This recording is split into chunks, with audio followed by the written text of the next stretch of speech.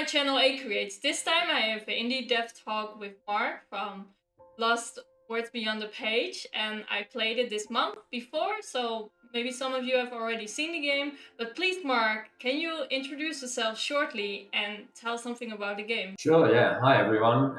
So I am the founder of Sketchbook Games, and we released our debut title, Lost Words Beyond the Page, recently, which is a narrative platformer, half set in the pages of a young girl's diary and half set in the fantasy world that she's writing about. Yes, and what was your role in this game? I kind of came up with the idea for the Ludum Dare Game Jam a fair few years ago, and pretty much everything to begin with, and then started working with a programmer and an artist, and then the team sort of grew. So I was finding people to do all the bits that I couldn't do so well myself, and my background is in game design. And then I guess sort of ultimately I ended up doing creative direction on the project and a lot of the running the company side of things.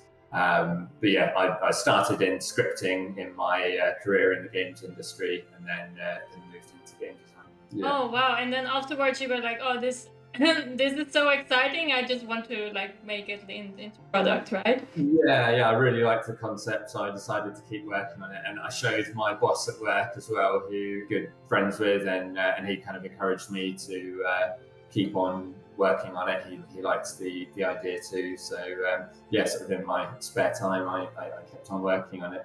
Oh, whoa. So it is a hobby project. That's amazing. Yeah. And then I was offered some funding, so I sort of quit my job to work on it full time, and kind of went from there. On the Sketchbook website, I just peeked and I saw that you have 10 people in the company, right? But the credits list was so long. So how can you explain that? I was very inclusive on the credits. So some people were very harsh, but if some or very strict with it.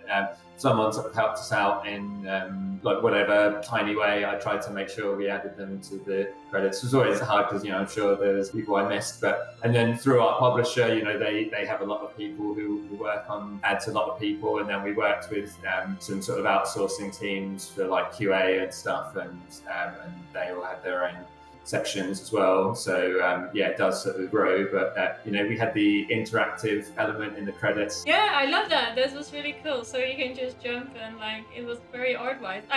Normally I don't really watch credits, but I was like, oh, this is a nice ending. I really liked the Smash Brothers credits when it's the shoot 'em up, and I thought as we were a platformer we could do an interesting thing. And I always used to kind of there was when I was at school, they had posters with little bits of text all over, and I would kind of, when daydreaming in our music lessons, imagine a little character jumping from one bit of text to another, and so it seemed like a nice thing to be able to do in the credits. Okay, so that's one of the games that inspired you with some of the elements, but are there some games that really inspired you to make this game? Yeah, we tried to draw inspiration from lots of different places, really, and so I guess Ori and the Blind Forest was a really cool game, very beautiful looking, and Life is Strange has a really great aesthetic, and Night in the Woods, sort of very story focused game, and we tried to draw inspiration from other places as well, the film A Monster Calls, which came out quite far along through development, but that was kind of doing what the emotional tale and meaningful sort of real life message that we're trying to convey, and even films like Labyrinth and stuff for the sort of fantasy world. We were trying to draw from things like that, and different books. I think it's always good to try and draw inspiration from as many different types of sources as you can. Yeah, exactly. I mean, I also was wondering, did you already knew that it's going to be because it's basically two stories in one, right? So did you knew that in the beginning, or was that the idea immediately? Yeah, so to begin with, it was just the words, and then I'd sort of been developing it a little while and testing it out on people, and I noticed that sometimes some players sort of felt that they got a sense of what the game was going to be. They were like, okay, it's a game, it's in the diary, you've got some puzzles, it's just going to be more pages, kind of like this. I get it, so I kind of thought, well, I want to put something in, but at that point when they're just starting to feel like they know what the game is, when we kind of turn things on their head and really surprise players. And the fantasy world element of a story seemed like a really good way of doing that, and allowing us to do some interesting things with words and using them to interact with the environment, and having a word book so you can carry them with you, and we can maybe do some different things with the puzzles and combine some of the words a little bit. And also there, I sort of took inspiration from like Lord of the Rings, how you've got these different kind of parallel stories that then sort of link up, and also the comic book The Watchmen, when you've got the Tales of the Black Freighter like pirate story and then the main story, and they seem very kind of unrelated, but then as you go on it seems like there's kind of more parallels between them. Yeah, I mean the parallel was quite obvious. And I also wondered, because you had some choices like the name. Did it really change the story a lot? Or I'm not playing it again, to be honest. So I was wondering. Rhianna wanted to tell a certain story, and we wanted the choices to kind of flavour things and give players some input. But we, being a small team, we couldn't really make like different branching games based off the choices. And yeah, it's always a tricky thing. I worked on Fable 2 before when I was at London, and we had a similar sort of thing. There were some sections when you get a completely different level based on a choice that you make, but then you know that only a certain percentage of players are going to see each of those levels. And then if you have other choices off of that, then it just branches and branches, and it's expensive to make more and more content for less and less players who are going to see it. And it's kind of really gives me extra appreciation for Mass Effect and how they've managed to do that, and over the course of 3 games as well. It just blows my mind that you can make a choice in like Mass Effect 1 over a character who lives or dies that could like have an effect in Mass Effect 3. It's it's just amazing that they kind of managed to have the choices influence things at that level. And I've gone back and played missions different ways, because you think, it's probably it doesn't change that much, but actually it can be quite surprising how much it does change based on the different choices. But we kind of we knew the story that we wanted to tell, but we know that players love choices, and so we wanted to have some bits and pieces in there so that yes, because I mean it was very emotional. That's what I kept on playing, but it felt like you can't really feel. Yeah, I wanted the game to appeal to like a broad range of people, and even to people who haven't played games before. But we also didn't want to alienate people who are experienced gamers, and it's definitely a fine line to tread. And I know we do have some people who they're fans of like COD and Battlefield or whatever, but then they still like a range of games, and they like playing something like Lost Words. So it's nice to know that there's kind of a range of players. But I mean, sometimes that is hard, because you do see some people play it when like they can't get the hang of sort of running and jumping at the same time. And my initial feeling was like, what can I do to help those people and teach them? But I did feel like, well, actually, I guess I have to draw the line somewhere. And we put in what tutorials we can and stuff, but for some people they might need another first game that's kind of even simpler to get them more used to controllers and things. Florence came out on mobile as we were like partway through our development, and that is a game, and I think they did an excellent job of something that kind of can be played by anyone, because you can't really fail it at all. It waits until you do an input, and it's nothing too challenging. You're just sort of moving items around the screen or touching things, and beautifully done, really incredible soundtrack. And so that does seem like the true kind of mainstream. And being on mobile as well, so we'd like to do a mobile version of Lost Words. I think that would help it reach its audience even better. More kind of mass markets players. And I did feel like, because we didn't have lives or anything, and if you fall off, you just respawn like really close by. I felt like we were making that not punishing, but actually some people even then, they found it a bit stressful. They felt like they were failing if they were falling off. And we did have one level when actually in the diary you had to drop off the bottom of the screen in order to complete it, because it sort of you appeared at a certain point, and then you had to like push right so you could fall down onto a nearby platform, and that was sort of part of the puzzle for how you do it. But then someone said, I don't like that you made me suicide in order to complete that level, and it shouldn't be part of Yeah, the but game. it's impossible to make a game that everyone loves. But like you were saying, like the target group is really wide. But what was your starting target group, or didn't you have a starting target? Well, I guess to begin with, I was just making something that I thought was cool, and then sort of trying to identify the audience from there. But maybe that's a mistake that we perhaps should have had more of a focus. But yeah, it's just tricky because it does seem to appeal to such a broad range of people. Like we've had kids as young as like 4 and 5 sort of play it at shows and really love it and get on very well. Right up to sort of any age of adult really, and so I guess it's people who like certain types of things, but yeah, it's just so tricky to identify. I guess you can look at other games that they might have enjoyed, or reading and puzzles and narrative stuff, and try and use those things to sort of identify the group of people. But yeah, I think it's something that's getting more and more important with games because it's the tools are getting better and better, and it's easier and easier for more and more people to make games and get stuff out there. But that means the market is kind of flooded. So it's not just enough to make a great game anymore. You also have to market it really sort of amazingly effectively. Amazingly effectively, yes. Yeah. Yeah, I mean, for me, it was, even though it was a bit childish, the connection with the emotion and like every time you had to do something else. I felt the book part was more like I enjoyed it more. Cool. Yeah.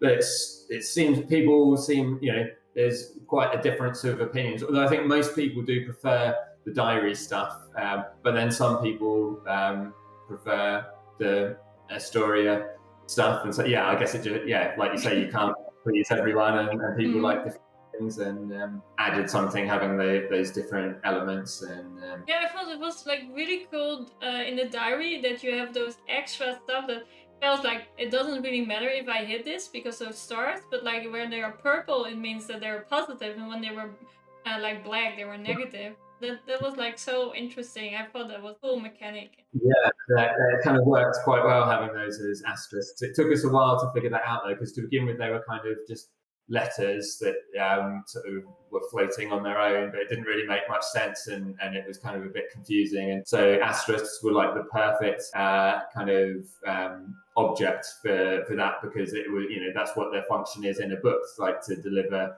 a bit of extra information. And so yeah, having those as collectibles worked very well. That's nice. Though I hear there are quite like there are, even in the asterisks there are like hidden eggs basically. Like are there like more different things that you're like, oh, this we just added in just for the people that really go in depth, they will know this. But I mean, I just keep it a bit silent.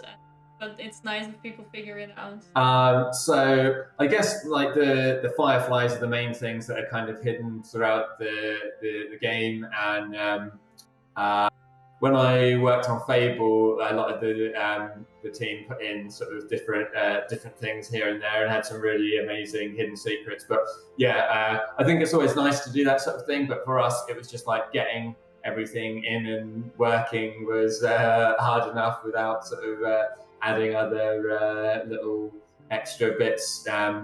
But yeah, maybe we did have some stuff that we ended up I think there was like a little hidden cave or something at one point, but then I think it was causing some issues, so we scrapped it. But yeah, I am a big fan of Easter eggs in games, and yeah, I think for the next one we'll try and add some more stuff and nice little hidden secrets. So yeah, it is always good, especially if they're really well hidden, and so then it's something for a little while after the game's been released for people to discover them and sort of share about them.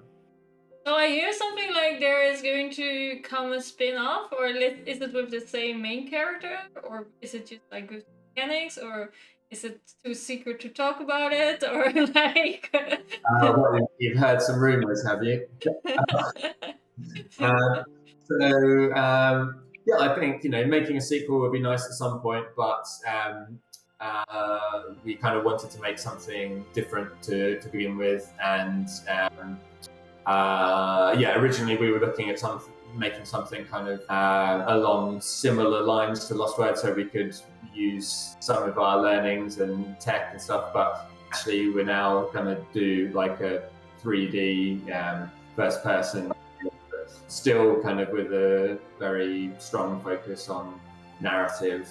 So we're just at the early stages of that. So veering between excitement at getting to do something new and cool and different, and fear at feeling like I don't know what I'm doing. Oh, that's nice. So you're kind of going to the area, because Life of Strange is basically like they're the pioneers in this like emotion games, basically. So you're kind of that way, right? I really like narrative games that are like emotionally moving, and with Lost Words we really like that it could kind of make a positive difference for players, and it's looking at the topic of grief, and we've had lots of people message us to say that they felt it helped them through difficult times or helped them to process some of their own grief, and it's nice to hear that it's had a positive impact for people, and so we kind of wanted the next game to be able to do that, but in a different area. Okay, but still focusing on grief. No, looking at a different topic, so still heavy narrative focus, but then picking a completely different topic to. Okay, I'm curious what you're going to bring on the paper. So also, like, what have you learned by making this game? So I guess all sorts of little details about at the beginning of the game, sort of teaching people the mechanics and just how what you expect people will take from things and what they actually take are often two very different things. And I think because something is clear to you, you often think, oh, people will get this, and this is plain and simple for people to understand. But it often and people look at things in different ways, and so you need to be really clear with things. And even now, I sometimes see people play the game and they might struggle to get that they can move the cursor, especially if it's on console, like with the other stick, and that they can grab the word and move it. And we went through lots of iterations on sort of how best to teach that, and the fact that we do have the two different elements to the game, and I thought they would be basically similar because they're both 2D platformers, but actually they both behave a bit differently. So we were kind of making two games with a budget of one, so that was definitely something that made things very tricky, and I'd kind of like to try and avoid that in future. Okay, so if you had all the time and money in the world, like, what would you change? So I guess even more visual fidelity, and taking more inspiration from lots of different films and the sort of cool fantasy worlds that they come up with, and maybe building even more lore of the fantasy world itself, and maybe adding in some Easter eggs for players like you. Yeah, I thought that the narrating was so strong. Was that someone from your studio or was it outsourced? Yeah, that was Sidoni Maria, who I met at the Games Hub at Essex University, which is quite local to me, and I've been going there to be a part of their sort of incubator, and to work from the space and meet the other teams. And Sidoni was working on one of the other projects, and then she joined us as an animator and artist, and she kind of recorded some dialogue for us as a placeholder. But then we That's too good. Yeah, we were auditioning. We were auditioning lots of professional voice actors, and then I played Sidoni's stuff to Mike, our audio director, and when he heard it, he was like, "She's amazing. Let's go with Just her." keep the placeholders. Nice. Yeah, well, we recorded it all properly because to begin with, we did it on like an iPhone and or tablet, and sort of not proper studio. But then, we actually worked with a few different studios. We we worked with Liquid Violet, and we also worked with then Essex University, OMU, like recording studio. So we went there for some pickups. What part of your game are you the most proud of?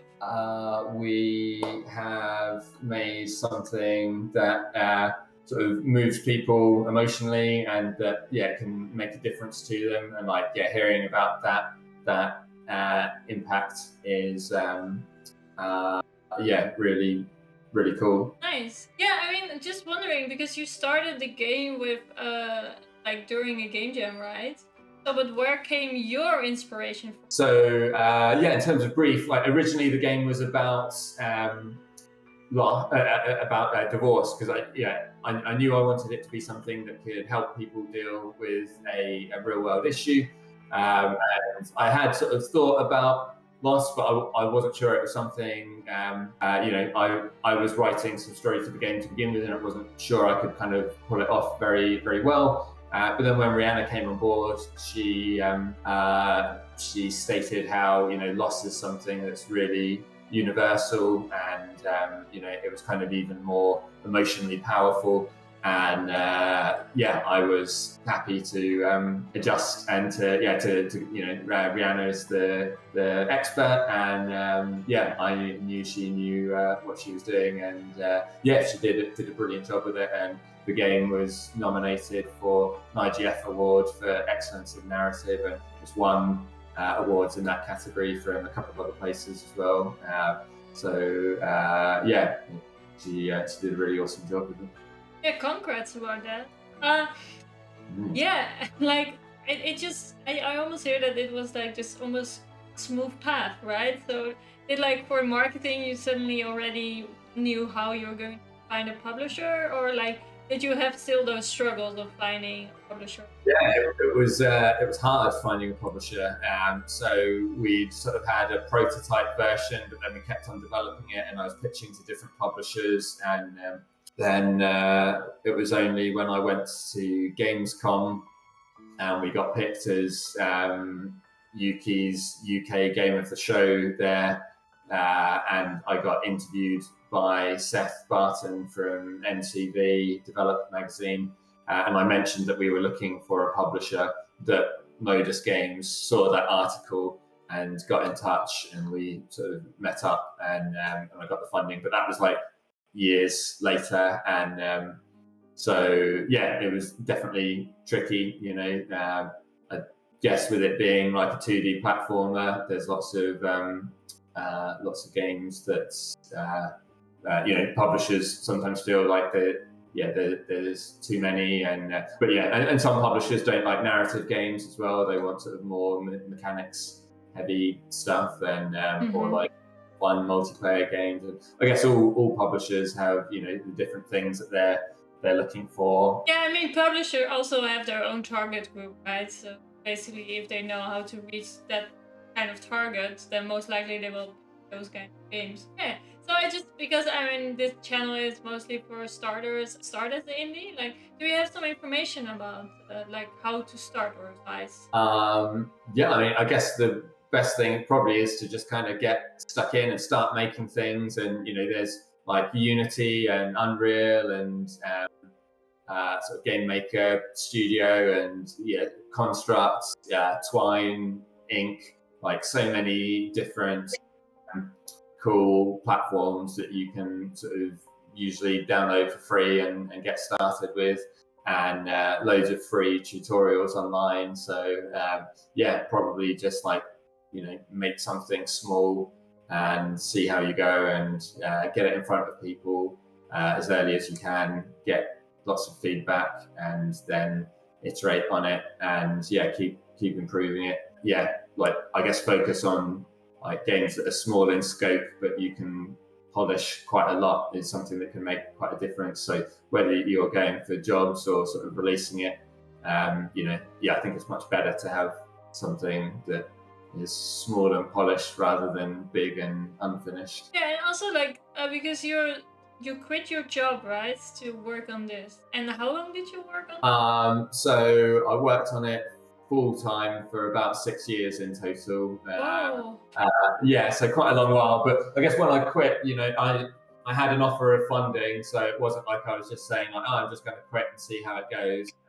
I was a pretty cautious person, and so it was only because I kind of had that safety net. Although I did end up not taking that funding later, but uh, but we got some other funding instead. But yeah, it's definitely like tricky to do, but it is doable, and some student teams do get funding. But yeah, I mean, making games is hard, like really hard. So I think people need to be committed, but if you're persistent and you're sort of always learning, always improving, and ideally meeting people and going to events when safe and you're able to do so, and then as long as you're sort of just consistently doing stuff, then I think you can. That's the kind of best routes to success, really, and just keep on persisting and improving and working on your stuff, working on your portfolio. As I hear you just say, like, basically, if you have a goal, just go for it. I mean, you never know when you're going to succeed, but as long as you're working to your goal. Definitely, yeah, and setting that goal and sort of knowing what you want is an important step as well. And I try and when I remember, write down my kind of goals for each day, and on the days I do that, I'm a lot more likely to have a productive day and get the stuff done than if I just fair enough, yes. do stuff and I'll deal with things as they come up and answer emails and things. Then so I sort of try and always sort of write stuff down, even on a daily basis. But then that applies to the long term as well, I think, of having your kind of clear goals set for what you want to achieve. Yeah, do you use some particular planning tools, or like, how did you plan the game? Well, for writing my goals, then I just have like a notepad, and but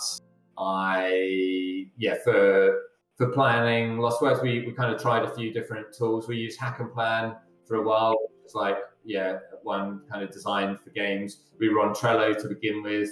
Then ultimately we ended up on Jira, but we used that mostly for bug tracking rather than sort of project planning. And we had a producer, Modus Side, who sort of had a spreadsheet of stuff and kind of a sort of Gantt chart type thing. But yeah, it's tricky. There's no like perfect way of doing things, I think. And we always tried to try out new things and see what fitted us and the project and the